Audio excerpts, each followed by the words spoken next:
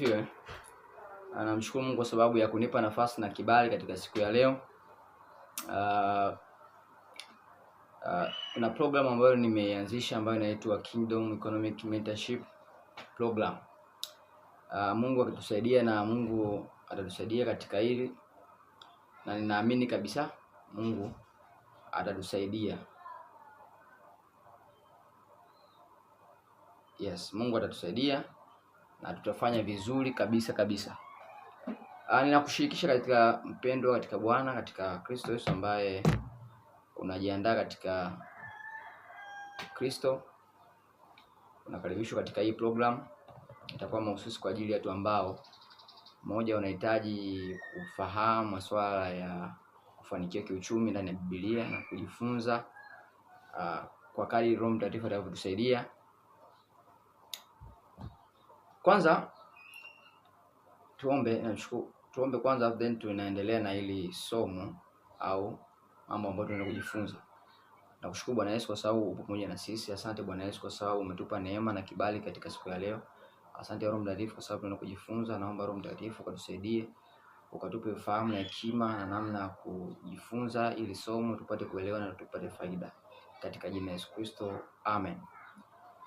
Kwanza ukisikia maana Kingdom Economic Mentorship Program, ukisikia kingdom au maana yake ufalme. Ufalme nazungumzia hapa, nitazungumzia kwa pande mbili. Nitatulia mfano kwenye ufalme wa kawaida na ufalme wa Mungu. Tunaelewa hapo. Kwa hiyo kuna ufalme wa kawaida na ufalme wa Mungu. Sasa katika ufalme ni nini? Ufalme ndani yake, kusikia neno ufalme, ndani yake kuna mamlaka, ndani yake kuna sheria, ndani yake kuna watu. Sawa? Hiyo lazima ujue namba moja. Ndani yake kuna sheria, ndani yake kuna watu, ndani yake kuna mamlaka. Sasa ndani ya hivi vitu vyote tunavyoviona vinavyotuzunguka, namna gani tunaweza kufanikiwa kama Mkristo? Namna gani tunaweza kufanikiwa? Sasa tunaenda sasa kiroho zaidi. Sasa katika Biblia katika ufalme wa Mungu yeye ndio kiongozi mkuu au yeye ndio mfalme. Na Biblia kuna wakati mwingine Biblia inasema, mara nyingi sana usikia Biblia inasema Mungu ni mfalme wa dunia yote. Yaani mfalme wa dunia yote, imbeni kwa akili. Kwa hiyo Mungu ni mfalme katika Kristo Yesu. Mungu wetu ni mfalme na ana ufalme wake. Sawa, ufalme. Na pia nimesahau kusema ufalme pia una eneo lake. Mfano kama Tanzania kuna ufalme, ukienda nchi tofauti hizo ni falme au na mamlaka. Huwa kuna sehemu ambazo zipo na ufalme. Sasa katika ufalme, nikizungumzia neno ufalme, ni neno pana sana. Neno pana sana. Pana. Tukianza kwenye kitabu cha Mwanzo. Kisoma kitabu cha Mwanzo. Yes, Mwanzo 6.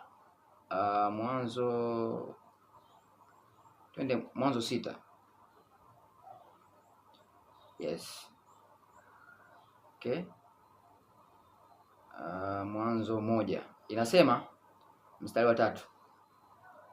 Mwanzo 1 mstari wa 3 inasema Mungu akasema iwe nuru, alafu ikawa nuru.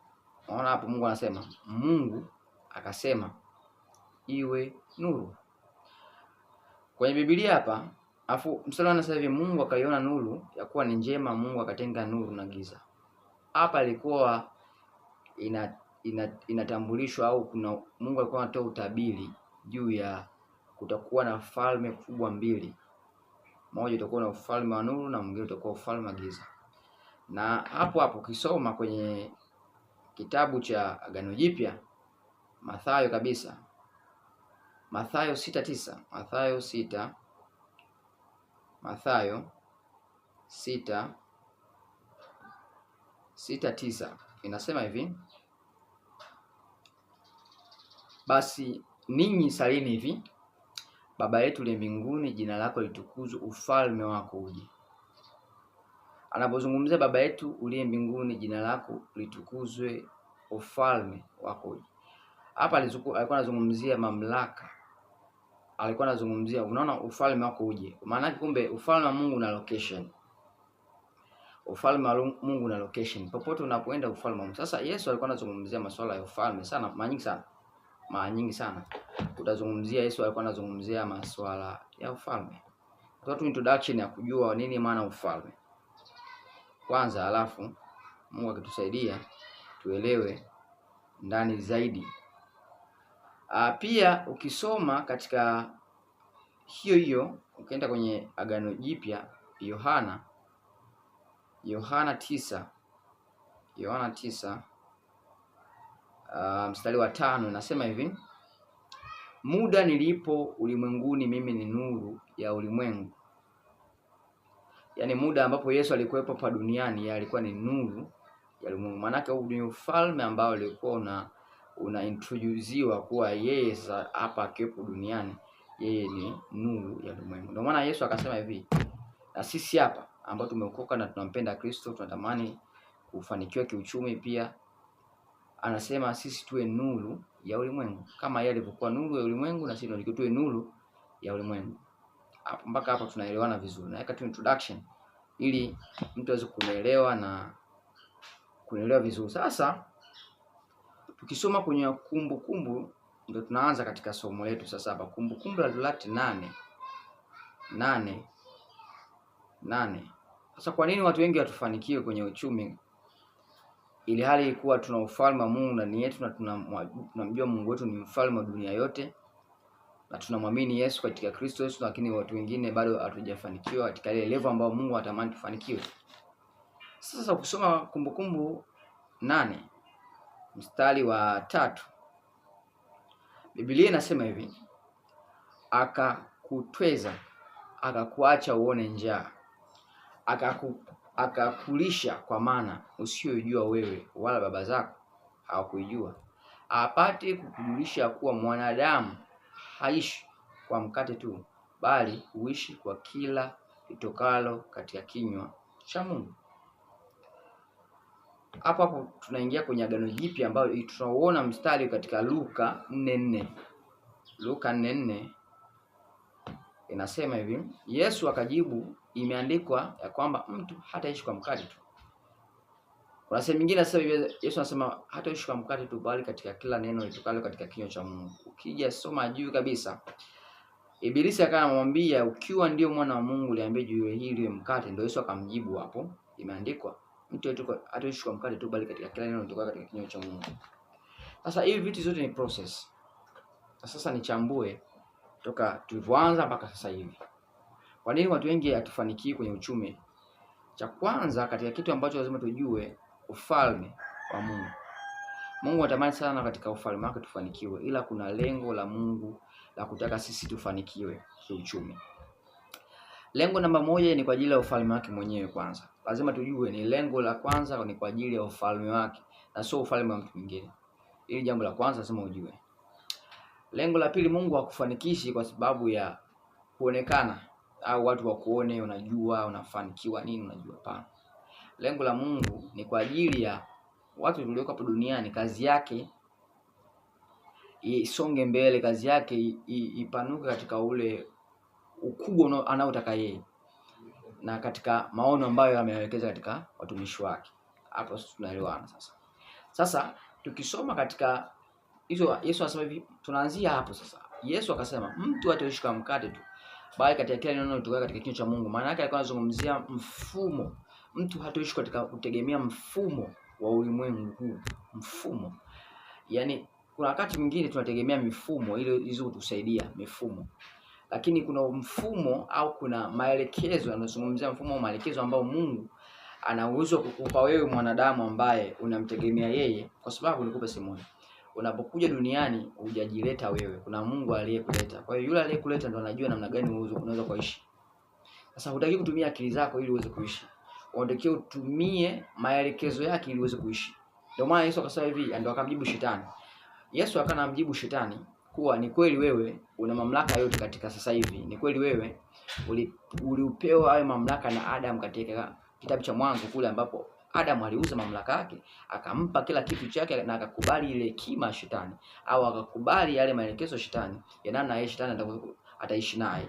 Na kila kitu ambacho shetani ambapo akavuruga maisha ya Adamu na mke wake, kwa sababu tayari alikuwa alikabidhiwa na Adam yale mamlaka na kila kitu chake, vitu vyote. Ndio maana Shetani akamwambia Yesu, akana ujasiri wa kumwambia, vitu vyote ninavyo viko mikononi mwangu, nina uwezo kumpa mtu yote ninayemtaka. Na akampa Yesu, akapewa masharti, ukitaka hivi vitu vyote nisujudie. Unaona? Kwa hiyo cha kwanza lazima ukijue. Kwa hiyo Yesu hakubisha. Kumbuka Yesu ni neno, na pasipo yeye akikufanyika jambo lolote. Kwa hiyo kama Yesu alikuwa ni neno na akikufanyika jambo lolote pasipo yeye, alikubali kwa sababu ya makubaliano.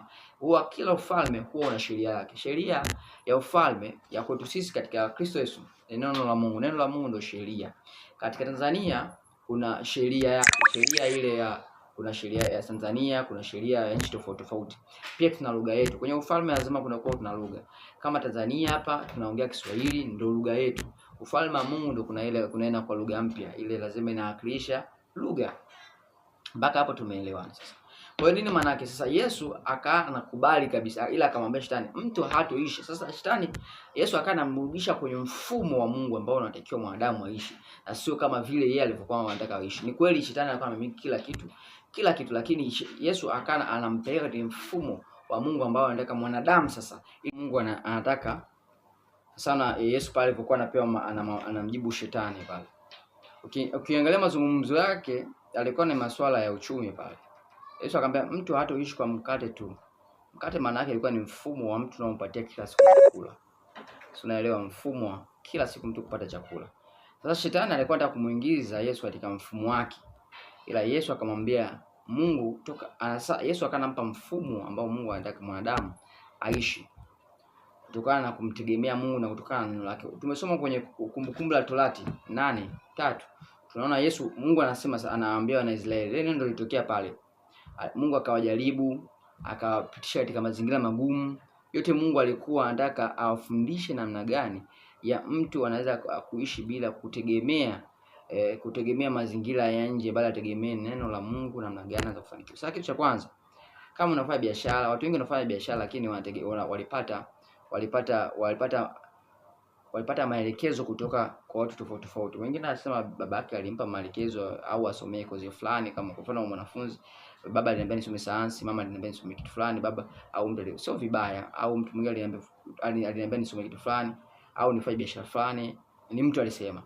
Lakini tukumbuke jambo moja, kabla neno alijawa neno huwa linakuwa wazo. Kwanza linakuwa wazo. Afu wazo ndio mtu akija kuongea. Sasa mfano, kabla mimi sijataka kuongea na mtu fulani, tolea mtu ambaye naongeaga naye mara nyingi. Mfano, nikitaka kuongea na mtu ambaye mara nyingi naongea naye, huwa lazima niwaze hivi, leo nitaongea naye nini. Kishawaza, baada ya kuongea naye yale mambo ambayo tayari nishawaza nitaka kuongea naye. Ndivyo neno la Mungu lilivyo. Neno la Mungu kabla hajaanza kukupa chochote, labda linaanza kuwawaza, then Mungu anaanza kuongea nawe na kuwa neno. Sasa neno, Mungu anapokuachilia neno lake ndani yake lina maelekezo yote ambayo anataka wewe ufanikiwe. Sasa lazima kitu cha kwanza kujua, lazima muombe Mungu akupe neno.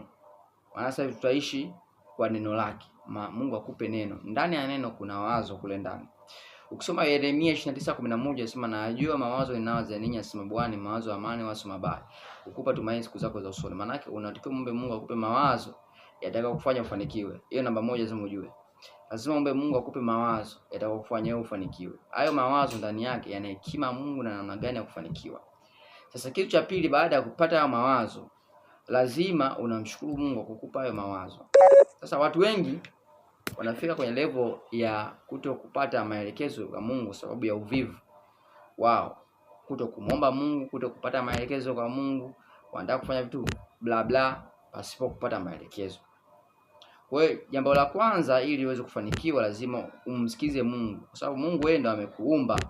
Kwa hiyo amekuumba na amekuta duniani na kusudi lake. Amekuumba kwa kusudi lake, na alipokuumba ana mpango wake. Lazima umsikize wewe namna gani ya kufanikiwa. Wewe ungekuwa umejileta duniani mwenyewe ingekuwa ni sawa, lakini kama hujajileta duniani, maana yake wewe ndio ulikuwa msikize aliyekuja duniani. Unalikuwa ufanye nini ili uweze kufanikiwa. Kwa hiyo cha msingi hapo ni uhusiano wako na Mungu. Ndio maana akasema Baba yetu uliye mbinguni, jina lako litukuzwe. Baba yetu maana yake ni una uhusiano. Kuna cha kwanza ni uhusiano wako na Mungu. Baba yetu uliye mbinguni, jina lako litukuzwe. Jina lako litukuzwe. Ufalme wako uje. Maana yake ufalme wa Mungu unapokuja inakuja na maelekezo na unakubali kukaa chini. Na kitu cha msingi ndio kuifahamu uliokoka. Hauishi kama unapookoka tayari, unapookoka tu hauishi kama vile ulivyotaka wewe uishi. Unaishi kutokana na maelekezo ya Mungu anataka wewe uishije. Sasa hicho ni kitu cha kwanza kwa siku ya kwanza tumekiangalia hicho, na Mungu akubariki sana. Kitu cha kwanza nakuachia, je, katika maisha ambayo unaishi, je, unaishi kutokana na mapenzi ya Mungu? Unaishi kutokana na neno ambao Mungu ametaka wewe uishi nalo, au unaishi kutokana na nini? So Mungu akubariki sana. Kwa hiyo nitakuwa na share kila siku hizi videos ili uweze kujifunza. Cha kwanza, je, hicho kitu unachokifanya uliohakika ni Mungu alikwambia? Kama huna uhakika, ingia kwenye maombi ya kumwomba Mungu akujulishe kwa hicho kitu ni sahihi unachokifanya. Kama unafanya biashara fulani, ni sahihi hiyo biashara unaifanya ni sahihi au si sahihi? Kwa hiyo unapopata nafasi, muombe Mungu akusaidie kwanza kujua hiyo nafasi. Je, hiyo biashara ni sahihi au hicho kitu unachokifanya ni sahihi? Kama sio sahihi, mwambie Mungu, nipe mawazo yatakayonifanya nifanikiwe ili niweze kutoboa katika maisha yako. Kwa sababu Mungu, unapojinyenyekeza kwa Mungu na Mungu anakubariki. Katika jina la Yesu Kristo naamini umenielewa. Kama hujanielewa, unaweza kuuliza swali lolote kwenye chini ya comments. Na Mungu akubariki sana. Kesho nitaendelea tena katika kufundisha na kuendeleza. Nataka niende mdogo kidogo ili uweze kunielewa kwa upana. Ili nikianza maswali au tukianza hiyo mentorship yenyewe, hapa naanza kufundisha mentorship yenyewe, tutaanza kutafuta mmoja, na kuna wengine washaje kujiregister hadi ambao wapo tayari. Tutakuwa na maombi ya kuomba ndani ya mwaka huo wote kwa ajili ya watu ambao wana kazi, kwa ajili ya ambao watu wanafanya biashara lakini hawapati wateja. Nitajibu maswali yote ndani. Wewe nisikilize kidogo, ndani yake utapata vitu vingi ambavyo vitakusaidia ili uweze kufanikiwa. Na Mungu akubariki sana. God bless you. Tunakushukuru Mungu kwa sababu ya siku ya leo. Tumejifunza namna gani tunaweza kufanikiwa. Jambo la kwanza, Mungu tumeona ni kwa ajili Mungu wanafanikisha kwa ajili ya utukufu wako, kwa ajili ya ufalme wako. Naomba Bwana Yesu, namkabidhi ndugu yangu, kijana mwenzangu, baba yangu, mama yangu katika engo wote alipo. Bwana Yesu, naomba ukamsaidie, ukampe nguvu na afya njema, ukamsaidie Mungu hapo alipo akatoke kwenye hiyo level ya maisha alionayo ili aweze kufanikiwa katika jina la Mungu Baba na Mwana na Roho Mtakatifu. Amen. Na Mungu akubariki sana rafiki yangu. Tutakutana siku nyingine. Mungu akubariki.